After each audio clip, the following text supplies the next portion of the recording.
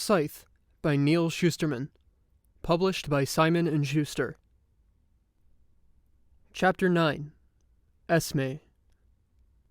Esme ate far too much pizza. Her mother told her pizza would be the death of her. She never imagined it might actually be true.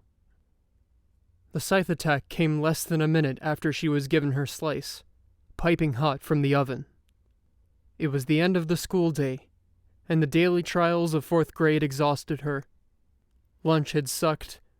The tuna salad her mother had given her was warm and mildly fermented by the time lunch rolled around. Not exactly appetizing. In fact, none of the food her mother packed for her hit high on the flavor scale. She was trying to get Esme to eat healthier, because Esme had a bit of a weight problem. And although her nanites could be programmed to speed up her metabolism, her mother wouldn't hear of it.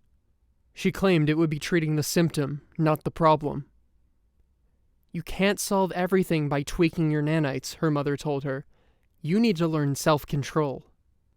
Well, she could learn self-control tomorrow. Today, she wanted pizza. Her favorite pizza place, Luigi's, was in the food court of the Fulcrum City Galleria, which was on her way home from school. Sort of. She was negotiating the cheese, trying to figure out how to take the first bite without burning the roof of her mouth, when the Scythes arrived. Her back was to them, so she didn't see them at first. But she heard them.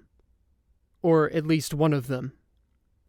"Good afternoon, good people," he said. "Your lives are about to change in a fundamental way." Esme turned to see them. 4 of them. They were clad in bright robes that glittered. They looked like no one Esme had ever seen.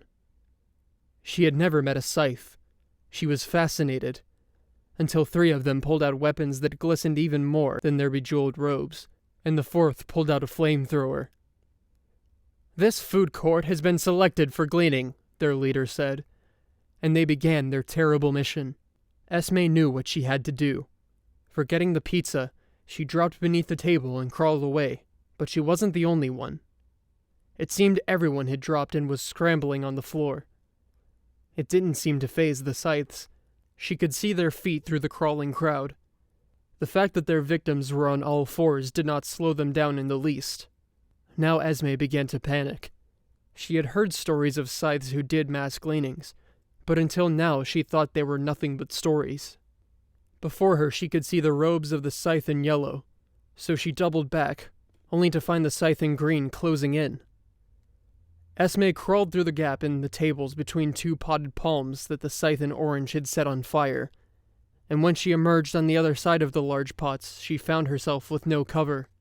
She was at the food concessions now.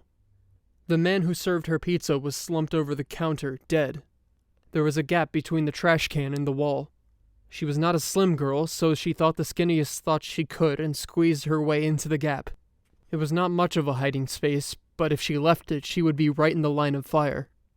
She had already seen 2 people trying to dart across the walkway, and both were taken down by steel crossbow arrows. She didn't dare move, so instead she buried her face in her hands. She stayed that way, sobbing, listening to the terrible sounds around her, until silence fell. Still, she refused to open her eyes until she heard a man say, "Hello there." Esme opened her eyes to see the lead Scythe, the one in blue, standing over her. "Please," she begged, "please don't glean me." The man held out his hand to her. "The gleaning is over," he said. "There's no one left but you. Now take my hand." Afraid to refuse, Esme reached out and placed her hand in his, and rose from her hiding place. "I've been looking for you, Esme." Esme gasped when she heard him say her name. Why would a Scythe be looking for her? The other 3 Scythes gathered around. None of them raised a weapon at her. "You'll be coming with us now," the Scythe in blue said. But my mother." "Your mother knows. I've granted her immunity." "Really?" "Yes, really." Then the girl's Scythe, in emerald green, handed Esme a plate. "I believe this was your pizza." Esme took it. It was cold enough to eat now. "Thank you." "Come with us," said the Scythe in Blue, "and I promise you from this moment on your life will be everything you've ever dreamed it could be." And so Esme left with the 4 Scythes, thankful to be alive, and trying not to think about the many around her who weren't. This was certainly not the way she imagined her day would go, but who was she to fight against something that rang so clearly of destiny?